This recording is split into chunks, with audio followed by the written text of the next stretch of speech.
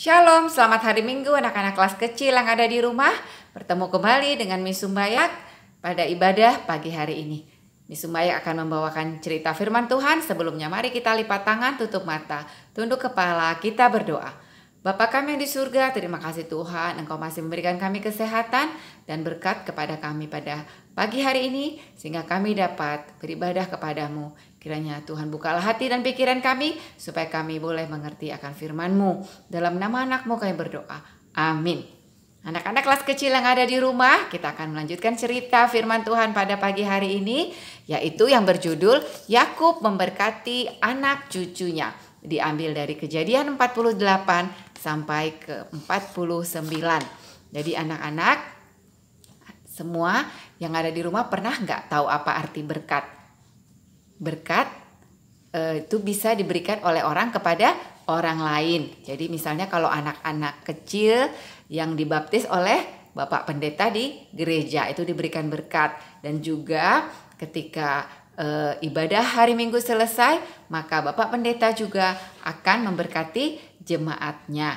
Jadi berkat ini diberikan oleh Tuhan kepada orang-orang yang melakukan firman-Nya dan menuruti segala kehendak Tuhan yang menyenangkan hati Tuhan. Jadi anak-anak semua mau kan diberkati? Ya, kita sekarang akan mendengarkan ceritanya anak-anak ya, yaitu cerita Alkitab, yaitu tentang Yakub memberkati anak cucunya. Anak-anak masih ingat kan Bapak Yakub yang mempunyai banyak anak, yang anaknya yang bernama Yusuf itu telah dijual oleh saudara-saudaranya. Jadi singkat cerita, Yusuf telah menjadi orang yang terkenal di tanah Mesir. Jadi waktu itu anak-anak Yusuf juga sudah menikah dan mempunyai 2 anak laki-laki. Anaknya yang pertama yaitu bernama Manasye. Manasye itu diberikannya nama yang artinya anak-anak semua. Pada suatu hari datanglah seorang kurir menjumpai si Yusuf tadi. Dia bilang bahwa ayahnya Yakub itu sudah sakit-sakitan dan ingin sekali bertemu dengan Yusuf dan cucunya Efraim dan Manasye. Kemudian pergilah Yusuf naik kereta kerajaan bersama Efraim dan Manasye untuk pergi menemui bapaknya si Yakub tadi. Sampai di tanah Goshen, kemudian Yusuf menemui bapaknya, Bapak Yakub sedang duduk di atas tempat tidurnya. Kemudian si Bapak Yakub mengatakan kalau dia ingin sekali memberkati cucunya yang 2 orang itu, karena dia merasa dia akan dipanggil oleh Tuhan. Jadi kemudian Yusuf menyuruh si Manasye duduk bersimpuh di bawah tangan kanannya Bapak Yakub, kemudian si Efraim di bawah tangan kirinya. Kemudian Bapak Yakub memberkati mereka. Tetapi Yakub berpikir bahwa Tuhan ingin memberikan berkat kesulungan kepada Efraim. Anak-anak ingatkan ceritanya dulu ketika Yakub juga mendapatkan berkat kesulungan dari bapaknya, sehingga abangnya si Esau mendapatkan berkat setelah si Yakub itu. Jadi demikian juga akhirnya Bapak Yakub memberkati kedua cucunya, tetapi dia menyilangkan tangannya. Jadi anaknya yang besar itu ditaruh di tangan kiri, kemudian si yang anaknya yang nomor 2, si Efraim diberkati dengan tangan kanannya. Inilah anak-anak, lihat kan, Bapak Yakub menyilangkan tangannya.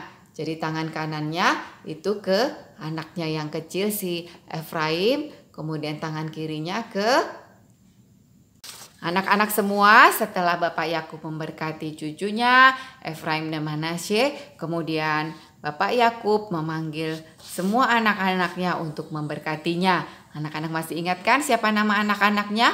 Yaitu Ruben, Simon, Lewi, Yehuda, Zebulon, Isasar, dan Gad, Asher, Naftali, Yusuf, dan Benyamin. Dan setelah Bapak Yakub memberkati semua anak-anaknya, maka Bapak Yakub dipanggil oleh Tuhan. Dan saudara-saudaranya ini takut kalau Yusuf berubah pikiran dan tidak lagi sayang kepada saudara-saudaranya.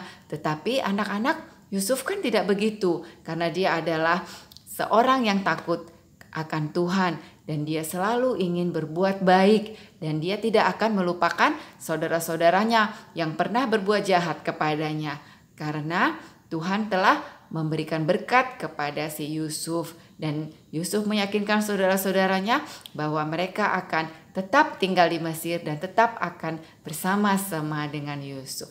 Begitulah ceritanya anak-anak ya. Jadi Yakub telah memberkati cucu-cucunya, berkat yang dari Tuhan dan memberkati anak-anaknya. Anak-anak semua mau juga diberkati oleh Tuhan kan?